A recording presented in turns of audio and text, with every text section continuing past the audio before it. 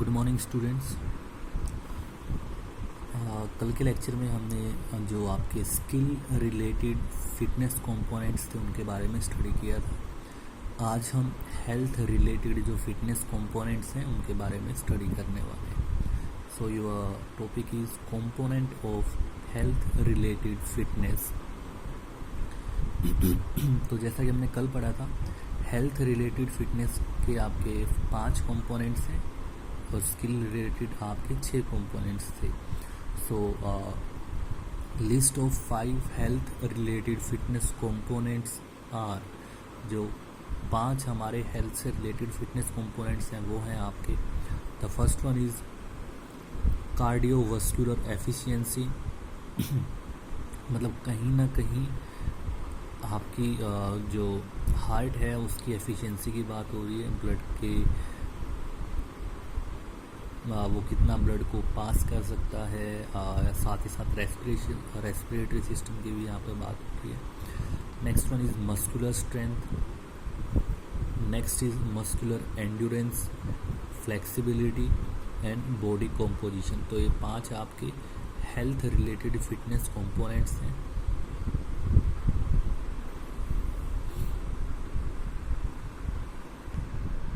The health, ये healthy नहीं है, हेल्थ है यहाँ पर।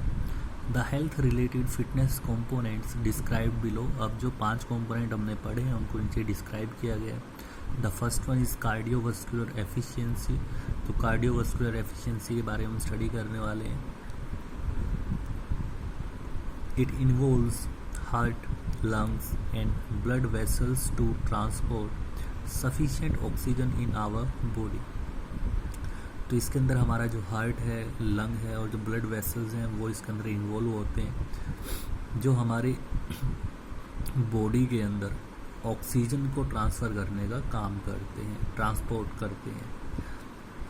Cardiovascular efficiency allows people to participate in vigorous aerobic exercise for long periods of time without undue fatigue. जो cardiovascular efficiency है वो एक इंसान को बिना थके, फैटिग मतलब बिना थके, बिना रुके, और वाइगरस होता है कि जिसके अंदर मतलब बहुत ज़्यादा एनर्जी आपकी वेस्ट हो रही है, मतलब काफ़ी एक्सट्रीम एक्सरसाइजेज, एरोबिक एक्सरसाइज लंबे समय तक करने की कहीं ना कहीं मतलब सहायता करती है। आप कह सकते हो जो कार्डियोवास्कुलर एफिशिएंसी है वो ऐसी एफिशिएंसी है जिसके द्वारा एक इंसान लंबे समय तक जो वाइगरस एक्सरसाइजेज हैं उनको कर सकता है और वो भी बिना थके, मतलब उसको थकान नहीं होगी। It is also known as cardio respiratory endurance, और इसको हम कार्डियो रेस्पिरेटरी एंड्योरेंस भी कहते हैं। नेक्स्ट है आपकी मस्कुलर स्ट्रेंथ। मस्कुलर स्ट्रेंथ आपको पता है आपकी मसल्स की स्ट्रेंथ की यहाँ पर कहीं ना कहीं बात हो रही है, जिसके द्वारा हम किसी भी काम को ईजिली कर सकते हैं। It is ability of an individual to overcome from resistance. ये क्या है कि इंडिविजुअल की एबिलिटी है जिसके द्वारा कहीं ना कहीं हम रेजिस्टेंस से ओवरकम कर सकते हैं। रेजिस्टेंस होता है किसी भी काम को होने से, मतलब कोई भी काम जो नहीं हो रहा है, टू ओवरकम रेजिस्टेंस मतलब कोई चीज़ जो नहीं हो पा रही है उसको करना, सीधी सी बात है।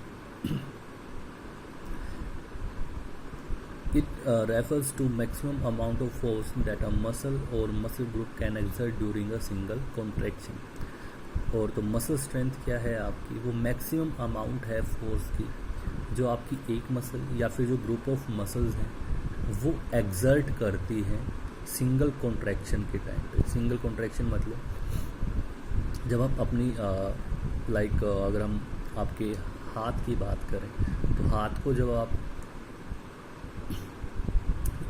जैसे डंबल की पोजीशन की बात करें तो एक बार ऊपर की तरफ उठाते हैं, एक बार नीचे की तरफ। तो जब आप अगर आपके हाथ में डंबल है तो उस समय पे आपकी जो ग्रुप ऑफ मसल्स हैं वो कितनी फोर्स लगा रहे हैं, वो आपकी मस्कुलर स्ट्रेंथ है। फिजिकल फिट पर्सन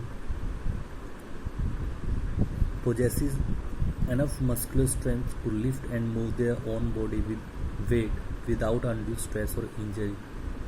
तो जो एक फिजिकली फिट पर्सन है उसके पास मतलब इतनी मस्कुलर स्ट्रेंथ होती है कि वो अपनी बॉडी वेट के इक्वल जो वेट है उसको आराम से उठा सकता है और उसको उसमें कोई इंजरी नहीं होती है, ना ही उसको कोई स्ट्रेस होता है। अब जो हम रेजिस्टेंस की बात कर रहे थे तो 4 टाइप के रेजिस्टेंस हैं आपके, जो हैं resistance of own body weight, जो बॉडी, एक तो बॉडी वेट पर रेजिस्टेंस होता है, रेजिस्टेंस ऑफ इक्विपमेंट का रेजिस्टेंस ऑफ ओपोनेंट कि आपके सामने कोई है उसका resistance, and the last is frictional resistance जो कि एयर और वाटर में होता है। नाउ नेक्स्ट है आपका muscular endurance. It is the ability of an individual to maintain a pace और activity for longer duration without undue fatigue. कह रही कि ये क्या है कि इंसान की वो एबिलिटी है जिसके द्वारा वो काम करने की जो उसकी स्पीड है या फिर कह लो कोई एक्टिविटी है जिसको वो कर रहा है उसको काफ़ी लंबे समय तक कर पाता है बिना थकावट के। तो मतलब बिना थके एक ही काम को लंबे समय तक जब कोई इंसान करता है उस एबिलिटी को हम मस्कुलर एंड्योरेंस कहते हैं। It is the capacity and degree of resistance of the individual against fatigue and against the unfriendly और अनफेवरेबल कंडीशन। तो ये क्या है, कैपेसिटी है या फिर वो डिग्री ऑफ रेजिस्टेंस है एक इंडिविजुअल की जो कि मतलब जिसके द्वारा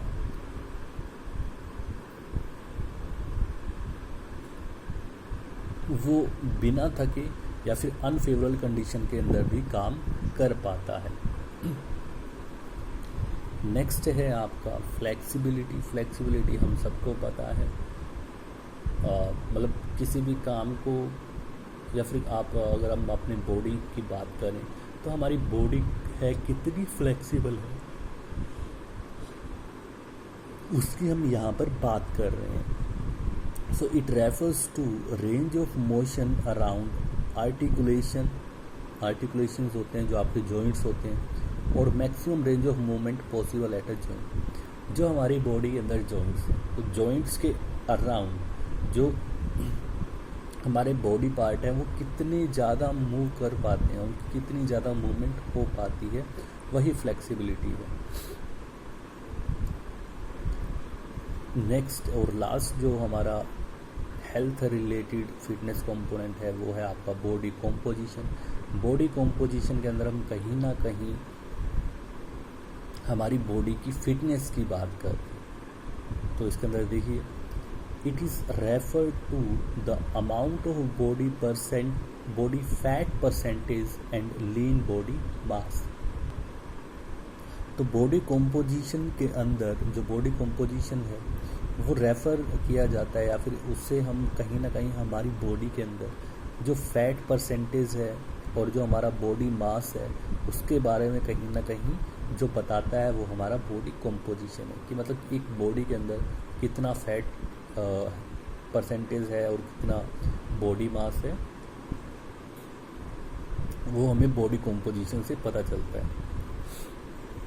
Generally, to be considered physically fit, a male need to have between 10 and 20% body fat।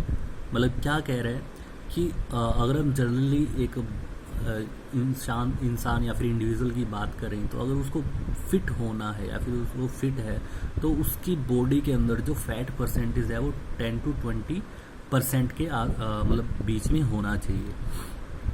While a physically fit female has to have between 18 and 22% body fat। और जबकि एक फीमेल की अगर हम बात करें, अगर वो फिजिकली फिट है तो उसका जो बॉडी फैट है वो 18 से 22% के बीच में होना चाहिए। Now the best method for composition assessment is hydrostatic weighing, that is under water weighing. तो जो बॉडी कॉम्पोजिशन असेसमेंट को पता लगाने का बेस्ट मेथड है वो है आपका हाइड्रोस्टेटिक वेइंग। जिसके अंदर हम पानी के अंदर कहीं ना कहीं बॉडी को वेट किया जाता है। पानी के अंदर इसलिए किया जाता है कि कहीं ना कहीं वो हमारे जो ग्रेविटी हमारी बॉडी के ऊपर लग रही है, तो ग्रेविटी को कहीं ना कहीं कम करना, मतलब पानी के अंदर वो कहीं ना कहीं कम हो जाता है। आपने 9th क्लास में बायोन्सी फोर्स के बारे में पढ़ा होगा, बाइंड फोर्स के बारे में। तो वो बाइंड फोर्स कहीं ना कहीं ग्रेविटी के इफेक्ट को कम कर देती है, और हम जो हमारा बॉडी मास है उसके बारे में अच्छे से पता लगा सकते हैं जब हम अपनी बॉडी को वाटर के अंदर वे करते हैं या फिर उसको वेट करते हैं। So that's all for today students, thank you everyone.